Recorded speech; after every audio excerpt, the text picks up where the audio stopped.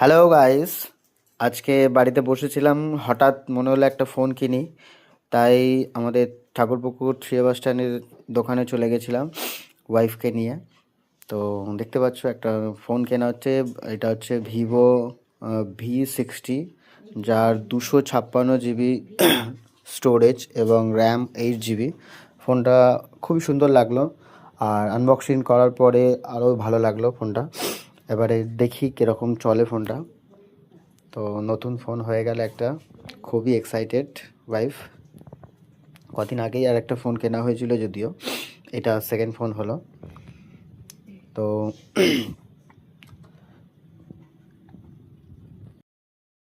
সবাই ভিডিওটা like share করবে, আমার নতুন চ্যানেল, সবাই সাপোর্ট করবে। Thank you guys, bye by.